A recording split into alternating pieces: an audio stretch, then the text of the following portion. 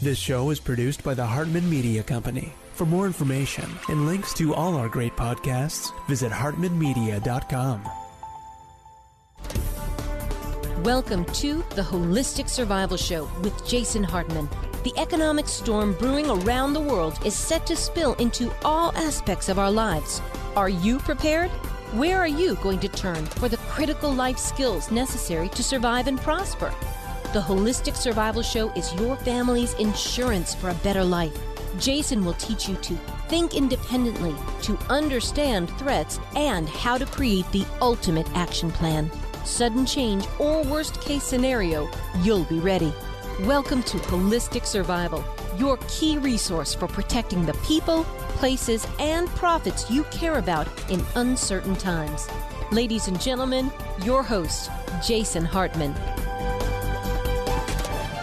You know, we live in a complicated world, and let's untangle that today a bit. It's my pleasure to welcome Etienne Deffarges to the show. He is the author of Untangling the USA, The Cost of Complexity and What Can Be Done About It.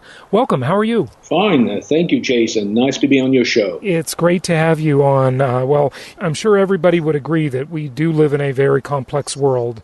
How can we untangle the complexity? Well, there are many solutions that come both from our own history and from other countries that manage to do things in a less complex way than we do.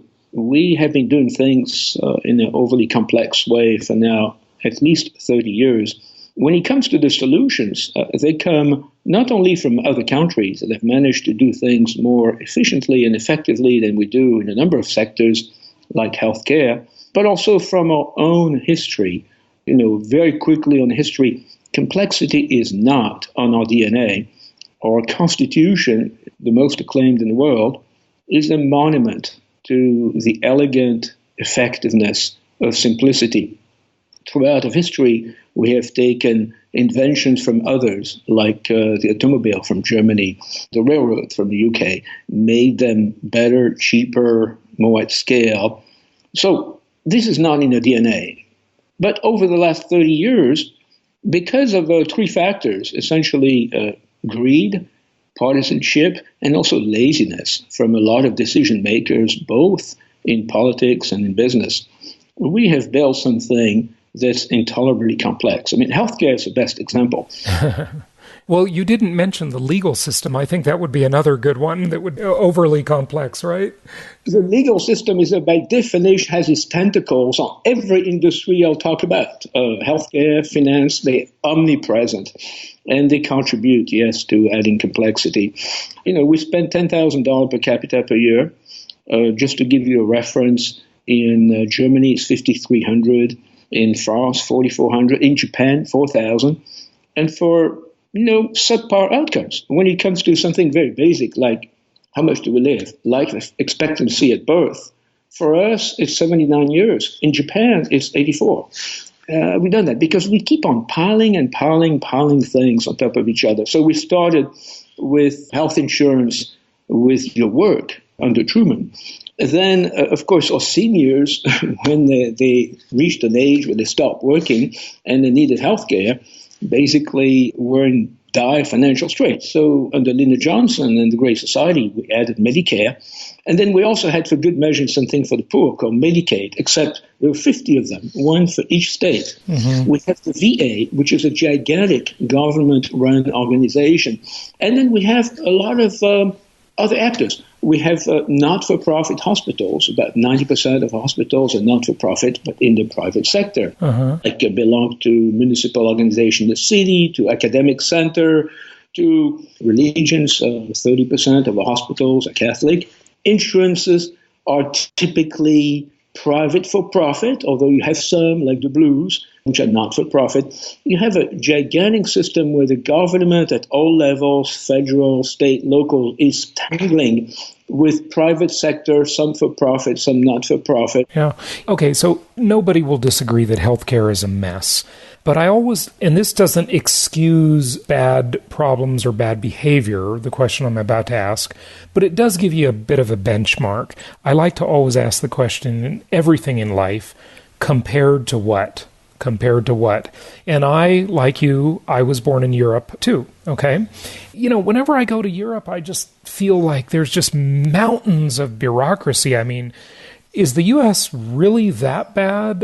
It feels like there's a lot less bureaucracy in the U.S. than there is in Europe, just as a compared to what type of question.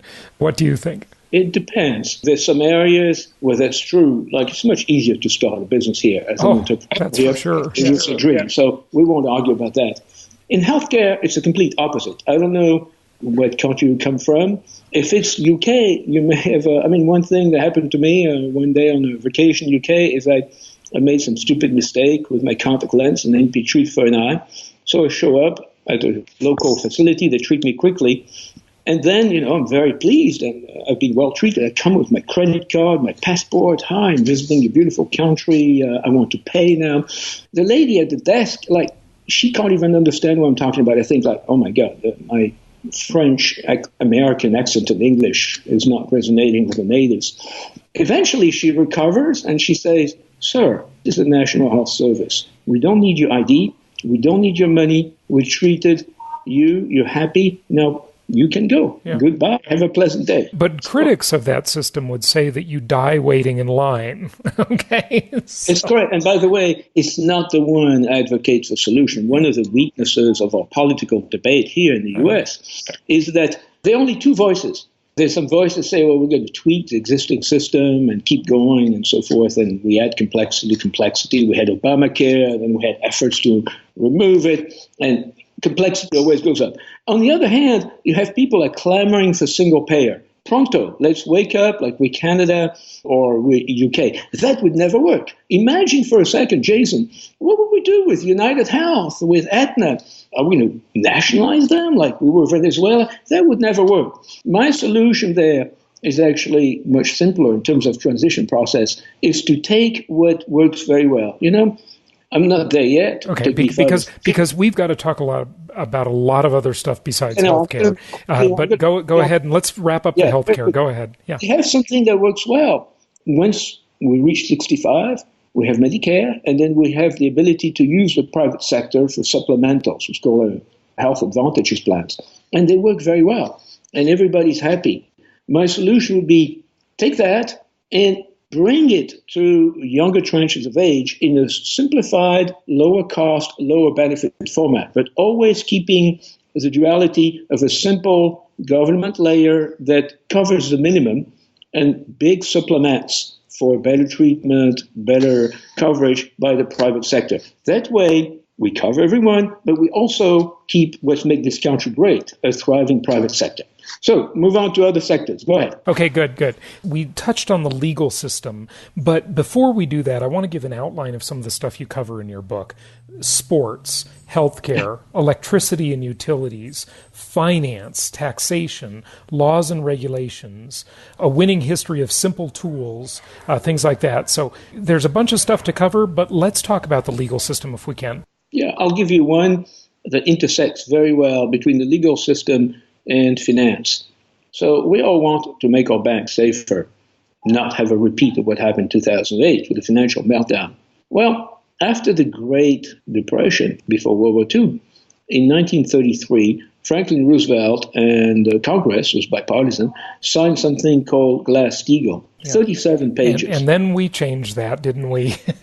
Under Bill Clinton and his Secretary of Treasury in 1999. That system worked pretty well for basically 60 plus years. What it said is basically, retail banking, consumer, we're going to give you some protection. Beyond that, it's a great American credo. You do an enterprise that has some risk, you bear the rewards and the consequences of that risk, which is a fundamental covenant that was broken in 2008. The bankers played with all sorts of instruments, and when they went bust, we were so afraid we'd lose our economy, we bailed them out. So who took the risk and who paid for the consequence were two different sets of society. Unfortunately, to try to prevent that, then we had Dodd-Frank. Now, Dodd-Frank is at least 2,300 pages long, and that's because some bits were not implemented yet and so forth. And we're not sure it will be as effective as something as simple Glass-Steagall was. Now, you come to the legal profession, today compliance departments at big banks like it's costing us all a fortune.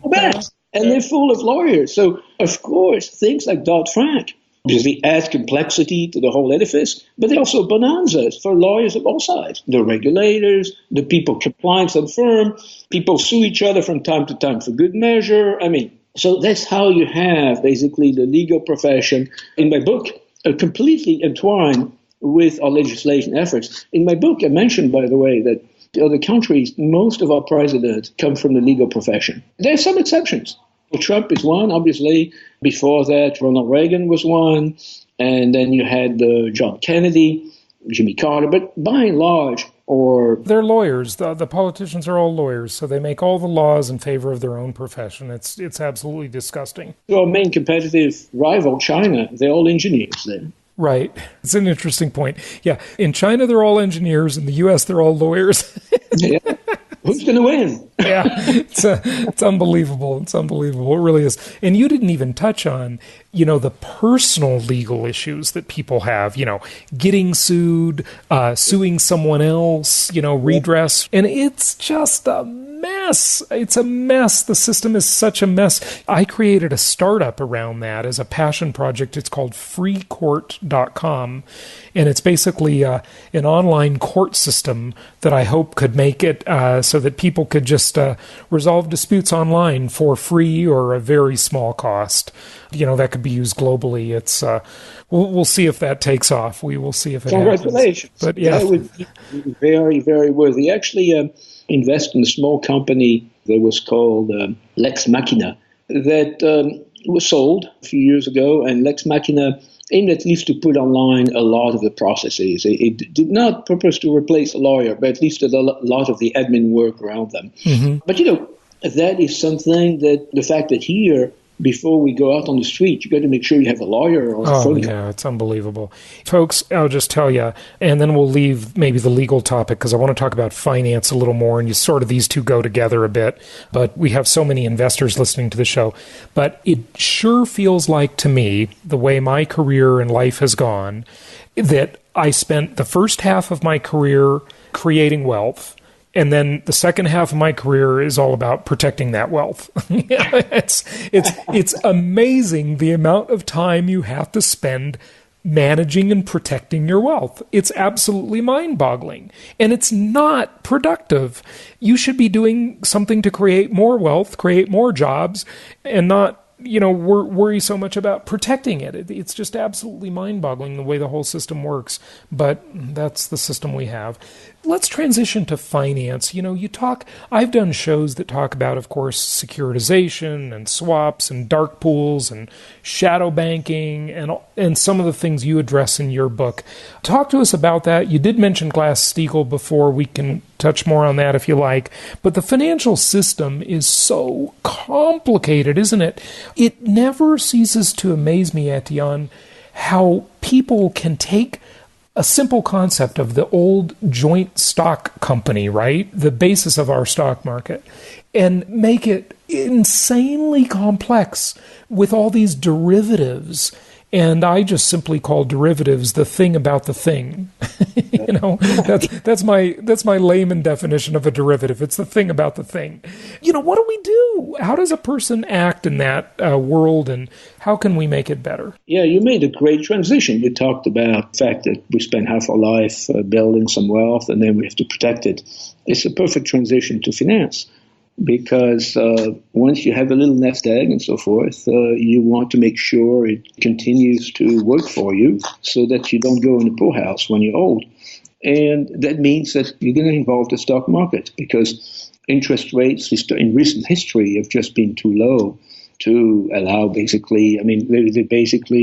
10-year today T-bill barely covers you against inflation in terms of net gain. It's almost nothing. I'm so glad you mentioned that. That's part of the scam.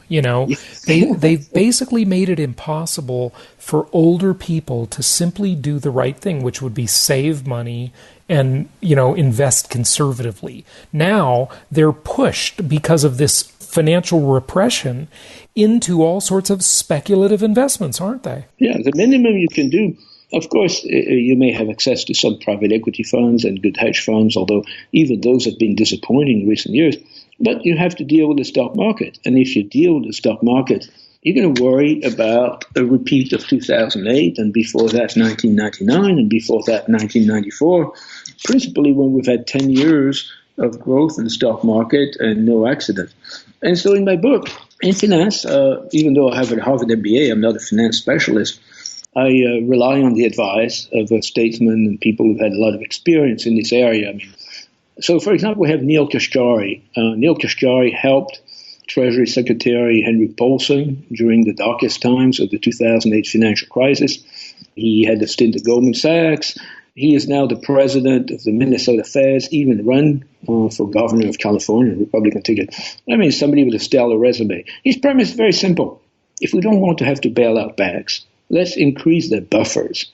Their buffers are their equity to debt ratio. Today they're very low, less than 6%. He proposes to boost that 2.5 times at least to 15%, maybe even more for banks that would be deemed a risk. So when you do that, that would have a very contracting effect on the economy because, as my listeners know, this through this complicated shell game that is called fractional reserve banking or fractional reserve lending, money is lent into existence. And if you curtail lending, a lot of credit-based assets will contract in price, right? And less money will be lent into existence. There will be less inflation, which I think would be a more legitimate approach, certainly. But would anybody tolerate this? I mean, the powers that be would hate it because during their term, the economy would contract. The banks to be would hate it. And I'm going to hide again behind Neil Kashkari. What he's saying is, no, I'm just going to have them issue more stock. If you think in terms of the equity, I'm just going to have them issue stock. Now, what is true is a favorite measure of profitability of the banks, the return on equity, that will go down. The return on equity will go down for the simple reason there's a lot more equity. But I don't believe the impact on lending would be so high. Remember, before 1999, when we didn't have all these speculative instruments and so forth, nobody clamored about a lack of credit. Think about it. The expansions of the 80s, the expansion of the 90s, were people screaming about lack of credit? No. Well, because they didn't have the comparison. There was, on each successive decade, there's more credit than before. The cure is always throwing more money on the fire, right? And so one of the ways you throw more money on it is you expand the credit supply. And that becomes sort of a cure. It's not really a cure, but it's like drinking some coffee and having some caffeine, right? It's a stimulant. But ultimately, there's a crash later. And remember, credit for what? Yeah. Glass-Steagall, things a good thing. These are the simple proposals in my book. Glass-Steagall. Remember that two very successful politicians advocate for them on the campaign trail in 2016, President Trump and also Bernie Sanders. I like increasing the buffers at the bank, increase the reserve ratio, equity to capital ratios. Now, you talk about credit. What is credit used for today? Of course, for a lot of good things. But also, do you think when a private group borrows at 90% to flip up Burger King an umpteenth time, do you think that's really very useful? And they do it because for this type of transaction, you have tax deductibility of the loans. The way I would adjust with higher equity to debt requirements for the bank is I would also curtail some, obviously speculative debt fuel transactions.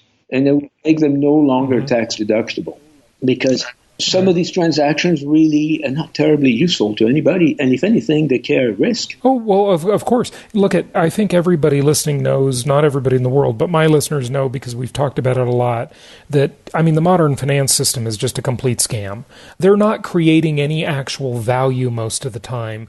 They're simply moving money around, renaming things, putting fancy equations on things. These are not value creators. These are just value manipulators. I quote Paul Volcker, the very respected former head of the Fed. Paul Volcker was great. He's the only one that could make the country take the hard medicine and break the back of inflation. And he basically said only really truly innovative thing modern finance has done in terms of inventions is the automatic teller machine. I know, I love that quote. Jest, but he also talks about how he met one of the modern architects of modern finance engineering, and he asked the guy, I put that in the book as well, what does that all do? And Paul Volcker quotes the guy saying, he doesn't do move, he shuffles assets around, but it's a lot of fun. And Paul Volcker asked, and yes, that's how finance, from 2.5% of the economy when it was the Fed, became 6.5% of the economy. So it's not lost for everybody. Yeah. I know. It's absolutely ridiculous. It really is. Okay, well, wrap up the finance subject, and then let's wrap it up with your website and so forth. But what is the thing? I mean, we all know there's a problem. Nobody's going to disagree with that. What do we do? What do we do? I think we should go back to very simple instruments. I'll give you another individual. I'll mention my book is the Republican chair of the Finance Committee of the House, Jeb Hansaling. And his idea was even simpler than Glass-Steagall or big financial crime. He said, we still have Dodd-Frank. I mean, the administration, Republicans have nibbled at the edges of it, and they exempted some usual back from it, but we still have it. And he basically said, any bank that can show me they keep at least 15%, again, of equity capital against debt, I'm going to exempt them from Dodd-Frank altogether. So that would tie up some of the ideas I have together very neatly. And the idea, if you step back a little bit, is not to try to micromanage all this, not to try to kill the risk with thousands of pages of legislation, but manage the outputs and basically tell the banks, well, we're concerned about your indebtedness. So we have these complicated laws. Put more equity on the books. You get exempt from the constraining these laws. Right. Very simple. I like that. You know what that's like? That's like the Trump administration approach to housing affordability and discrimination and so forth.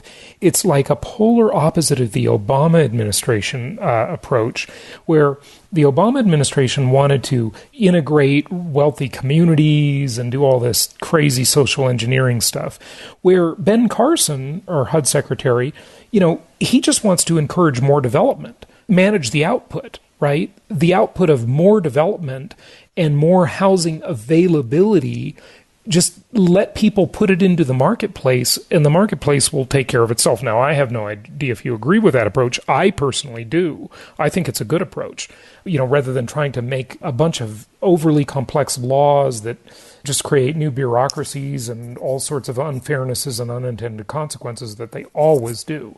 When you said managing the outputs, I thought that was a kind of another example. And since so many of our listeners are into real estate investing, I thought I'd... Yeah, I don't know about housing and what HUD does very well. But managing the outputs is very important. In my book, I mentioned, people complain about CAFE standards for cars and a lot of back and forth today. Complex regulations monitoring emissions of pollutants by power plants. Well, if you put a carbon tax, and that's something Joe Schultz, who wrote the foreword for my book, advocates very strongly, you put a simple carbon tax, you price basically the cost of these, the cost of what's called externalities. That's a term everyone needs to understand. I was talking to my friend about externalities last night. There's so many of them, not even in that respect, but how about the externalities of leaf blowers and loud motorcycles and loud cars? It's obnoxious. These people should have to pay to disturb the peace. A simple carbon tax would go a long way to price everything we've done, all the way to wars in the Middle East, and then you let the consumer decide. I mean, when people go to Europe and they see there's a lot of small cars and quite fewer Ford F-50 pickup trucks, and that's because gasoline is taxed at 2.5 times what we pay here. I hate to actually endorse any kind of new tax because that's another sort of bureaucsabureaucracy, but maybe I don't know. Yeah, I know. So I know they are. And by the way, Joe Schultz says that the proceeds of the carbon tax could be returned to the American people in the form of dividends. which would be a very... Yeah, we'll see. We'll see. I think it'll be spent by another government bureaucracy, but I'm just a pessimist. It depends on the which. But remember, you do a carbon tax, you eliminate a ton of regulations, a ton of paperwork. Yeah, maybe. Anyway. It's possible. Okay, good. Really interesting discussion. Give out your website, and of course the book is available on Amazon, all the usual places.